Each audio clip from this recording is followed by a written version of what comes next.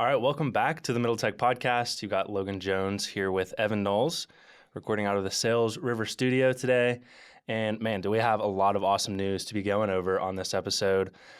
Bunch of news coming out of the state of Kentucky, so this is a very Kentucky news-heavy episode. We heard about the new investments coming to Kentucky, really securing us as the battery capital of the country, which is exciting and awesome to see that much money and that many jobs coming into the state. So excited to break down that one, talk about what type of investment it actually is, what type of companies are actually coming here. We're also going to be talking about the two big bills that made it through the House and the Senate and are now on their way to be signed by Governor Beshear. That is legalizing sports gambling as well as medical marijuana.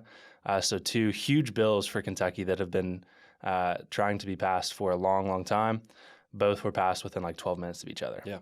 So excited to break that down.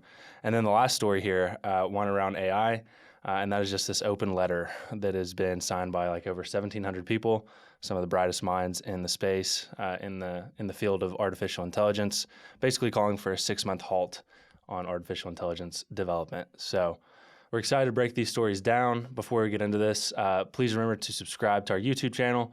Follow us across all socials at Middle Tech Podcast and hit that notification bell. Let's get a quick word from our sponsors. Middle Tech is presented by KY Innovation, the Kentucky Cabinet for Economic Development's Office of Entrepreneurship. KY Innovation is currently accepting applications for its SBIR STTR Matching Funds Program. Kentucky's program is a national trendsetter for providing critical non-dilutive capital to support the high-tech research, development, and commercialization of novel ideas within the Commonwealth. SBIR matching funds have directly contributed to the creation of more than 700 jobs, more than 200 patents filed, and more than $160 million raised in private follow-on funding into dozens of companies relocating to the state. The matching funds application window is open through April 24th. To apply and learn more about support services for companies that want to explore SBIR STTR grants and contracts, visit kyinnovation.com/SBIR. Middle Tech is sponsored by Bolt Marketing. Take your website to the next level with a website that's built to work. At Bolt Marketing, they're revolutionizing websites for small businesses that are affordable, customizable, and hassle-free. Whether you have a construction company, a boutique clothing store, or you own a hot yoga studio, they have options for you. Click the link in our show notes to explore their marketing options that can transform your marketing and grow your business. And as a personal note, Bolt Marketing built our website, and they were awesome to work with throughout the entire process. We highly recommend working with them. All right, so this first story we're discussing here, again, we have some big news coming from the governor's office, more investment coming into the state, again, for battery production. So Evan, give us the overview of this story and let's dive into talking about the details. Yeah, so we're on fire when it comes to EV battery production here in the state. So EnerVenue is the name of the latest big announcement. So it's a big manufacturer of what they call metal hydrogen batteries for stationary storage. So we'll share our screen here and show you exactly what that looks like. So that's one of the cells. And then what they do is they package those cells up and use them for industrial purposes, for large-scale grid. See some of the benefits here. They're known to be very durable, safe, sustainable, versatile, flexible, and superior when it comes to their outputs. Mm-hmm. So if you scroll down, this is a totally different technology than lithium ion, as you can see by the first picture we showed. But here are some use cases, like I said, grid scale for production, and then commercial and industrial. So if you scroll down a bit, you can see a picture of it being used in a manufacturing facility there attached to a building. They're typically used for manufacturing, but they come in kind of these really safe, kind of isolated big packs that you can just attach to a side of a building. They say you can put it inside of the walls of a building, which is really unique. And then there at the bottom, you can see that they're also developing in the future some residential use cases. So you can just attach these battery packs to, let's say, the ceiling of your garage or within one of your walls or up in your attic. So there's all kinds of ways to store these, and they're safe to store, like they said, inside of a wall or something, and they last a really long time. So pretty cool technology. Yeah, I think this is really exciting. I think this is going to play a big role in helping transition the grid from fossil fuels to renewable energy. Stuff like this is very important. And I think it's just also really cool when you look at some of the applications of it, both in commercial as well as residential, and then some of the new benefits around these types of batteries, reduce fire risk and things like that. So let's move on to this next announcement. Well, first off, let me go into the details. Go into the details. Size of the investment here. So all that, it was a $264 million investment, 1 million square foot facility. They're calling it a gigafactory in Shelby County, Kentucky. So the initial project will create 450 jobs. So a lot of jobs there. So that's really exciting. And this is going to become their primary facility for the company where they manufacture these energy storage vessels, is again what they call these. They're going to do all the design, all the process validation, manufacturing, and testing all on the site. So they're really investing in the state and the talent here in the state of Kentucky. And we were discussing this last night. Can you reference how many jobs like some of these other developments that have come to the state are bringing? I know we talked about the $2 billion Ford plant that brings around, what did you say, 50,000-ish jobs, something like that? No, so 5,000 jobs with the Ford plant. I thought it was 50,000 jobs. I mean, the population of Kentucky is 45,000 right now, so that'd be crazy. But overall, all of the projects since Governor Beshear got into his administration have been about 44,500 total jobs. So that's a lot of job growth, and that's an investment of about $25.6 billion. So I mean, he's killing it. He's bringing a lot of economic expansion, net new projects into the state, and so these battery projects are a big part of that. Yeah, and then we also had a second announcement come alongside that first one for another battery. I guess this one's more of like a research facility. So Microvast, $504 million investment in Hopkinsville, creating 562 full-time jobs. This operation is going to be going on in Commerce Park 2 in Hopkinsville. That's going to be a 350,000 square foot building on 100 acres. So I know you're the one who kind of dove into this article. You said it's more like technical, cutting edge research. Can you elaborate on that in any sort of way? I know you said that it's kind of over our heads as far as what they're actually doing there. Yeah, so this is going to also be a big manufacturing facility. They make battery technology for car makers like GM. Definitely don't understand the battery technology, but they are developing some cutting edge technology to basically help these EV companies take their technology to market faster. So a lot of these car companies, they're outsourcing, their battery production and building, joint ventures and partnerships. And so players like Microvast are a big part of that kind of ecosystem. So GM, Ford, their biggest bottleneck is batteries. For them to transition their car fleets to being electric, their biggest bottleneck again is partnering with companies like Microvast to get it done. So Microvast is going to be shipping the batteries to car manufacturers, and again, the I-65 corridor going through Kentucky is a big part of that. So this is just another component. Yeah, that's awesome. Awesome to see all this investment coming into the state. Like I said, solidifying us as the battery capital of the country. All right, let's move on to the next major announcements coming out of the state, this time coming from some bills that have been passed. Like I mentioned, the passage of medical marijuana getting through both the House and the Senate, as well as the legalization of sports gambling. So these two bills have been floated around Kentucky. I feel like most of the people who live here, most of the citizens of Kentucky have wanted these two bills to pass. They finally got it through both the House and the Senate. Now it goes on to Governor Beshear, who is a vocal supporter of both of these bills. So let's get into them. Let's break them down. I'll kick us off by just kind of talking high level about what this bill for marijuana says. So this is going to be Senate Bill 47 to legalize and regulate medical marijuana in Kentucky. So this is passed by a 26-11 vote. So passed by a pretty good margin there. And like I said, it's gone through both the House and the Senate, now on to Beshear. Now, they listed out essentially 6 medical conditions in which you would qualify to get a medical card for medical marijuana. It's going to be any type of cancer, regardless of stage, chronic, severe, intractable, or debilitating pain, epilepsy, multiple sclerosis, muscle spasms, which this is kind of more than 6, but I guess they're all related. chronic nausea, and then post-traumatic stress disorder. And then I think the last point here that I was really interested to see is they're also establishing a new Kentucky Center for Cannabis at the University of Kentucky that is going to be like a research center. And it basically says that any eligible medical condition that they uncover through their research at this facility could also be eligible for it.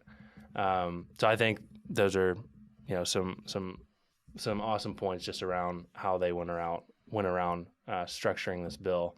Anything else stand out to you around the story and what was actually contained in the bill? Yeah, I love the research component and kind of the diligence that the state is going to do rolling this out. I think it's very research focused and methodical, and I love how they're investing in the state of Kentucky's biggest university, University of Kentucky.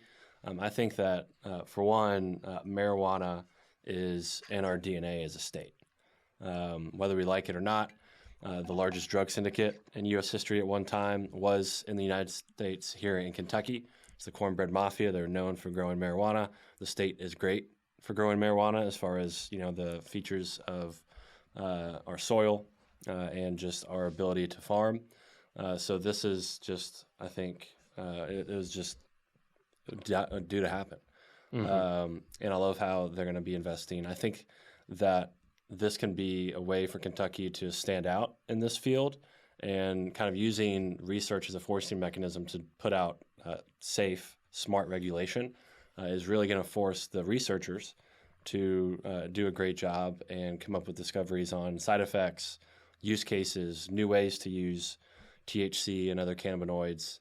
So I think it's a pretty smart move. And I think that people from around the world could potentially look at Kentucky as kind of the research hub for this. Yeah, and I think a couple other nuances to discuss about this bill is the method of consumptions that they lay out. So you can't smoke it, but you can vape it, so you can vaporize it, ingest it, so like edibles, and then I think like topical, so like creams and stuff like that. So anyway, it's a start for sure. We'll see where it goes from here. And then I think kind of one of the things we were chuckling about, we were reading through some of the articles about like that they actually passed this bill in, and one of the opponents of this bill, Senator Gary Boswell, who's a Republican from Owensboro, is on the record as saying that marijuana is the scourge of the earth and it's destroying our youth. Yeah. So I looked up this guy's picture, and he looks like somebody that would say that. I think it's just, old way of looking at things. Alcohol is far more dangerous than marijuana. I just think that's an old way to look at things. I agree with you. Times have changed. Yeah. I thought something that popped into my head is, does App Harvest give a thought to dedicating some of their growth space? Yeah, depending on what happens with the company. Yeah, they've got the perfect facilities for it. That was just something that they kind of popped into my mind. Some other things, I'm in support of full legalization. One, just for the economic benefits of it. Two, I think it's important to look at our history as an area. When you think of things like the opioid crisis, you're now arming doctors with an alternative to that, and an alternative that is being shown to be effective. I think that's a really important part of this. And then I think we can all be adults here. When consumed to an equal amount of intoxication, like if you're, alcohol versus marijuana is less harmful. Yeah. And I think, that's just, I don't know why there's still such a stigma around that. Yeah. But to still man against, the other side of it, like why do we not want to have marijuana legalized here? I can see it being a gateway drug. So it has to be very regulated, controlled, all of that sort of thing, just to kind of paint both sides of it. So anything else you want to add to that story before moving on to discussing sports gambling? No, I mean, you mentioned like the toxicity of marijuana versus alcohol for our body is, just not comparable. And then also the deaths there. So, if you look at the number of deaths caused by, both, it's not, there's no comparison to be made. Yeah. So that's my argument for making it just recreationally legal is, hey, we've got a state that's known for alcohol. The amount of people that die from alcohol, it's multiples. I mean, there's not even many reported deaths due to marijuana. You can't really overdose or do anything ridiculously stupid when you're high. It's just a dumb argument in my opinion.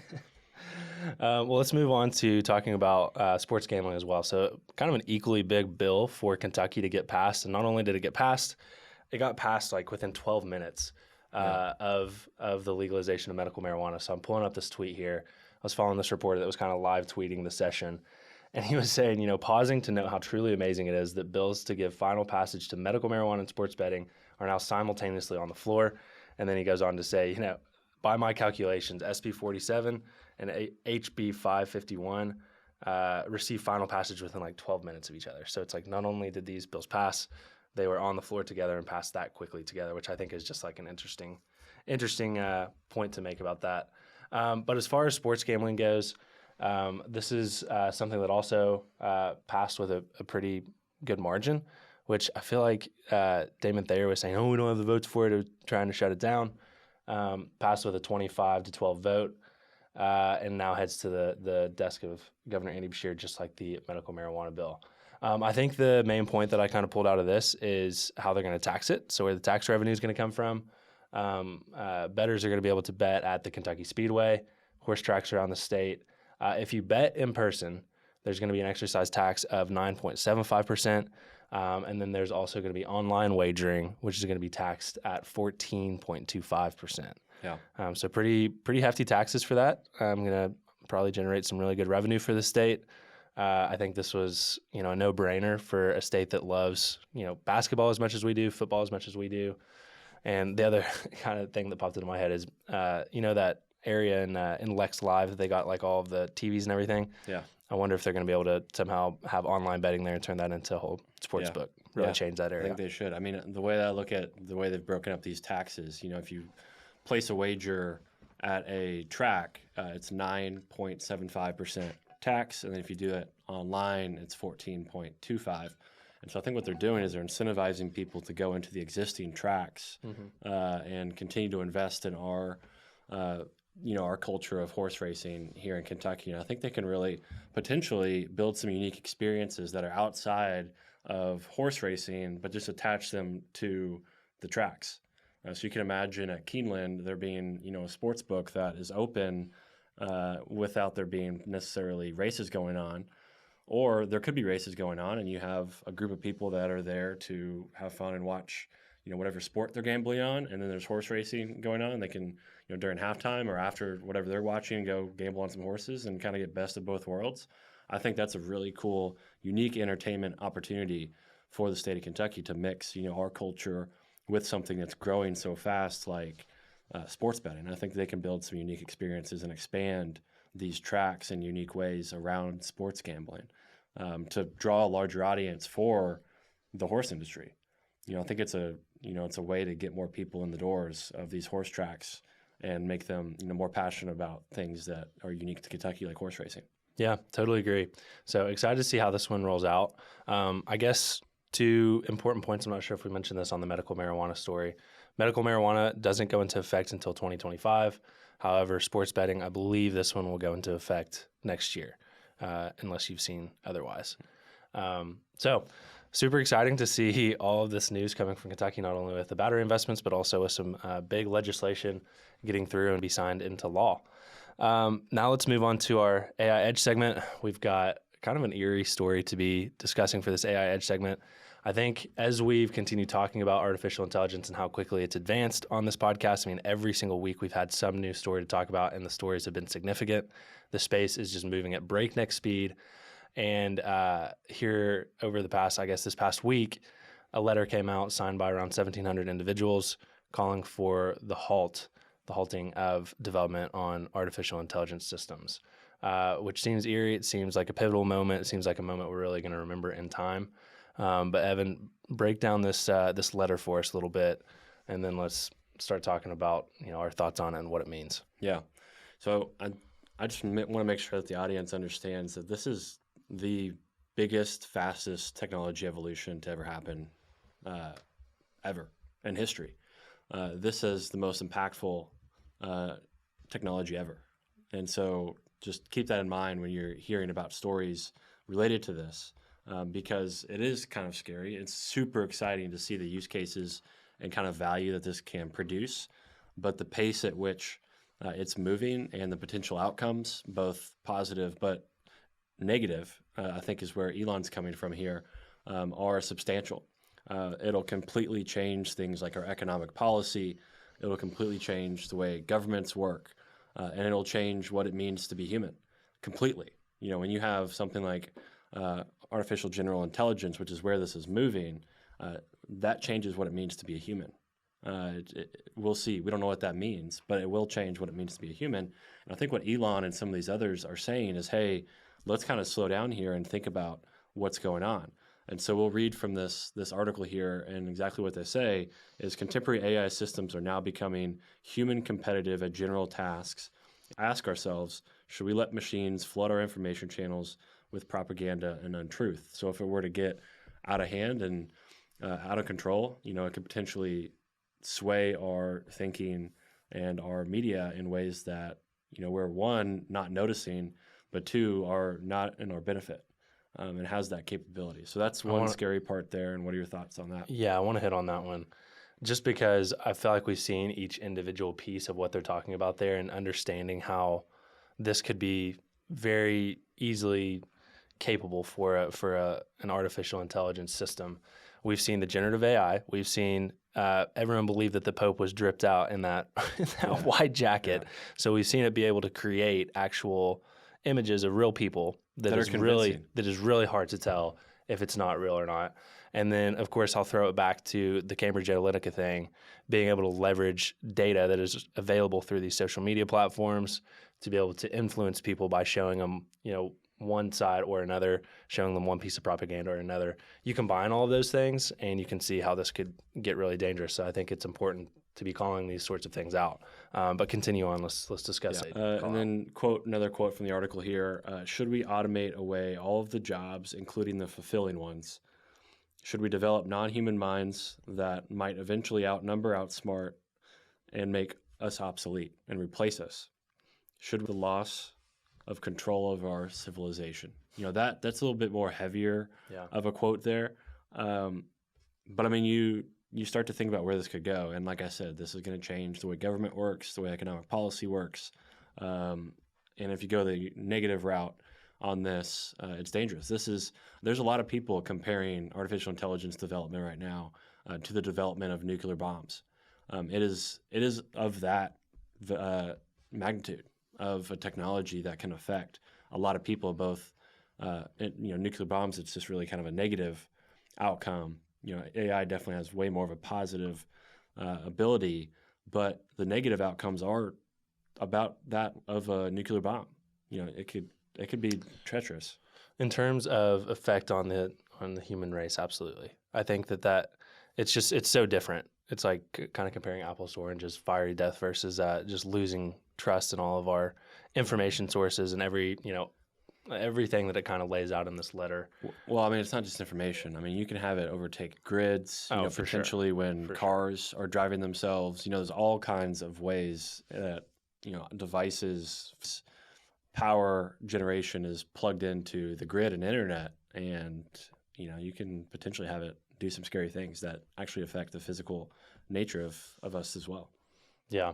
And did you mention the Goldman Sachs report that was predicting 300 million jobs essentially being automated away from this? Yeah. So one of the, I think, most immediate things that scares me that I foresee coming is that basically this is potentially going to displace a lot of jobs faster than we figure out how to replace them. Mm-hmm. And Goldman Sachs predicts that there's about 300 million jobs around the world that could be displaced by AI. Very quickly. And so what I think is going to happen is right now you're not seeing a ton of displacement yet due to AI. I just think companies are still trying to figure out, how to implement it, the best way to implement it, its most scalable manner. And when the first company does, let's say it's a large call center, when that first large call center does, all of their competitors are not going to have a choice. They're going to have to do the same thing. And it's going to happen quickly. And so I think that what's going to end up happening is the replacement and our economy, and just we're not going to be able to react. I think it's going to be delayed more than we want, and we're going to have to figure out how to solve for that. It could be universal basic income.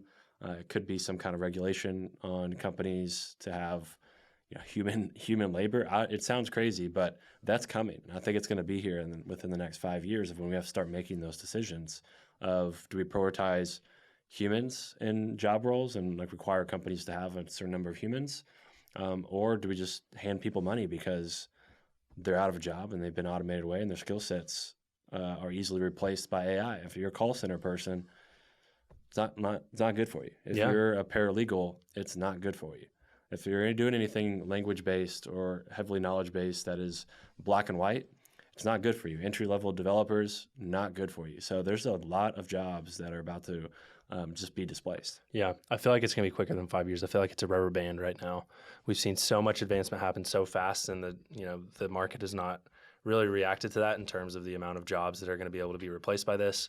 I think once that happens, it's going to be like a snapping rubber band, and it's probably going to be pretty harmful in terms of the amount of employment that we see in our country and the types of jobs that are being automated away by this technology.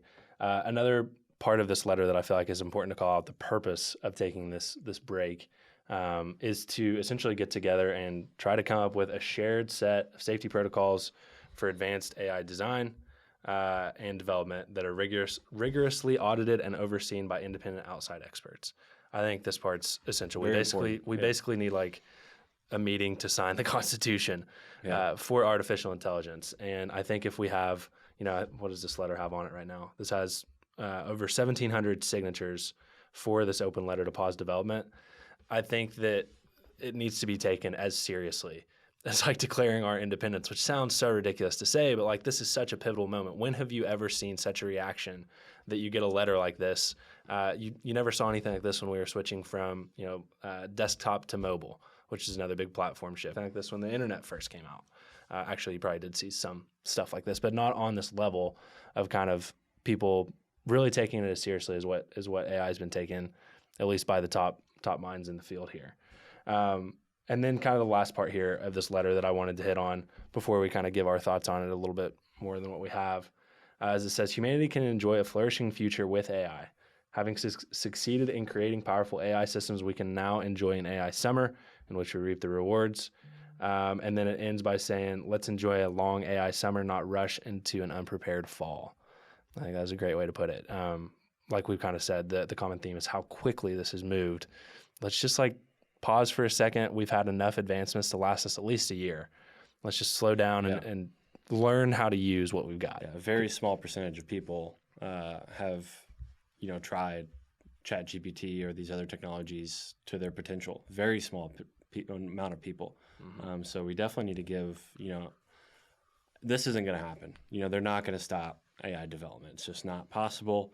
In my opinion, I think what they're really trying to do here is just get people to weigh critically about what's going on and want there to be some kind of regulation and oversight of this, both here in the United States, but also globally. The rest of the world is looking at the United States and seeing how quickly, our companies are developing this. I'm sure they would love some kind of international collaboration and also think about, our enemies, whether it's China or Russia, they're working on this as well. And so there just needs to be a very thoughtful approach. I don't personally think that means stopping development. Again, I just don't think that's possible.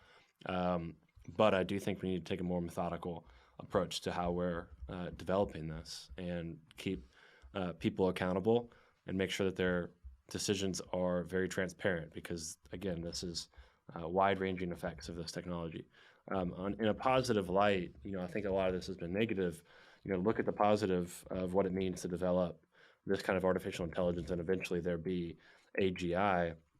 Is it maybe frees humans up to do things that we were meant to do? I think humans are very empathetic, creative creatures. And when you have a lot of the tasks people don't like to do that we just do for money today, it opens us up to do things that maybe we're meant to do around creativity, entrepreneurship, helping each other. Who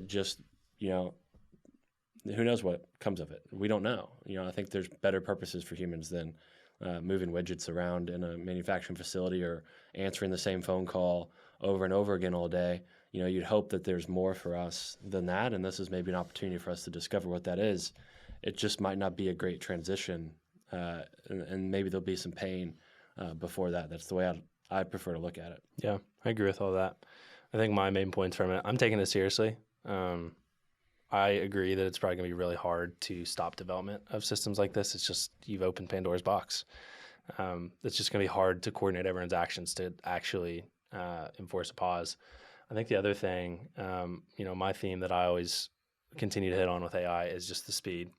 But I think the interesting way to look at that and how to frame this in terms of like the history of human civilization is like it took us thousands of years to move from hunting and gathering to the agricultural revolution. It only took us a few hundred years to move from the industrial revolution to the information age. And now we're seeing these advancements with AI. Like we don't have those few hundred years to adapt in the same ways that we did when like we were moving from the industrial revolution to the information age, the information revolution. I think that we just have to be very mindful of that. We as humans on the aggregate, like a full society, we're just going to need time to figure out what this means for us. And I think one of the existential questions, I put this on my story, we don't have to linger on this too long because this could go down a few rabbit holes, but can artificial intelligence be conscious? I just think that's a question that's going to be asked a lot because it's going to force us to look back at ourselves and try to understand what consciousness is. And I think if anything, that'll either be a big positive that comes from all of the artificial intelligence research, or it'll have some pretty profound psychological effects on like an entire species almost. If we come to understand consciousness inherently, we can, let's say down the road, we can understand that artificial intelligence can be conscious. That really, that kind of hurts our ego as humans. If we realize that we're not as special, this thing that we can be self-aware is not as special as we once thought it was. Yeah. I think the other thing that I've noticed with this whole, I guess, following the thought leaders in the space, you can kind of see a common narrative forming right now, and it's all around this AI alignment problem. So this is definitely a problem to be paying attention to. It's what some of the smartest people in the space are paying attention to right now. And I mean, this open letter, again, just kind of reiterates, emphasizes the importance of slowing down, or at least just like taking a break to say, like, hey, what's going on here? How do we need to regulate this? How do we need to make sure this continues to go in the right direction? Yeah. So I definitely, again, I don't think it's going to stop or slow down. I think it's really just bringing attention to it and saying, hey, regulators, hey, people that can affect this technology, let's collectively get together. This is how serious we are, and let's talk about this. Yeah, which I think is an important thing to do. Even if we don't pause, I think calling attention to this entire thing through that open letter, it's going to have accomplished its goal. Yeah. But as part of the AI Edge segment, we always like to give an AI tip of the week. I saw you put an interesting one in there that you described to me a little bit, and it sounds like a pretty cool one. So take us through what your AI tip of the week is here. Yeah, let me pull up. So I found a cool tweet. For any of you wondering, like, what's the best way to learn about AI the quickest, Twitter is by far the best. Mm-hmm. All of the people developing on these platforms and leveraging them in new and novel ways are posting how they're doing that on Twitter. And so I saw a really cool one come across my feed yesterday, actually. So it says, ChatGPT is really close to creating a universal education simulator based on just a paragraph prompt. So here is the prompt that he used to use it as an educational coach, or a simulation where it's coaching him on some kind of skill he wants to develop. So he said, this is the prompt. I want to do a deliberate practice about how to become better at negotiations. You will be my negotiation teacher. You will simulate a detailed scenario in which I have to engage in a negotiation. You will fill my role of one party. You will fill the role of one party. I will fill the role of the other. You will ask for my response to each step of the scenario and wait until you receive it. After getting my response, you will give me details of what the other party does and says. You will grade my response and give me detailed feedback on what to do better using the science of negotiation. You will give me a harder scenario if I do well and an easier one if I fail. And it did that. And he showed pictures of it, giving him that simulation. So super interesting way to leverage it to basically teach yourself all kinds of topics and skills. Yeah, that one's exciting to me. I could see uploading like a YouTube video transcript of something you're trying to learn, a skill you're trying to learn, uploading a book that has a skill in it or information in it you're wanting to learn. I think that all just kind of revolves around education and really leveraging the technology to teach you how to do things. Yeah, I personally think the future of education has to be built around this technology using prompts, and the interface is basically just kind of a better UX than having to type prompts. It's just kind of more natural. basically interface where you can click a button that basically pre-populates a prompt, or it knows kind of where you're at in the process and suggests you prompts that you then choose. Education, I mean, this completely changes education in every way. So we'll see how this changes how it's delivered. And I think prompts in this scenario and kind of going back and forth with AI is a great way to learn. Yeah, absolutely. It's been one of my favorite ways. I want to try and figure out how to do some coding, or at least stitch together some APIs for just like MVP type of ideas. Planning on using ChatGPT to learn how to do that. I got access to GPT-4 now, so it's been fun to kind of test it out, test its limits. Anything else to add to the AI Edge segment before we wrap that up? Nope.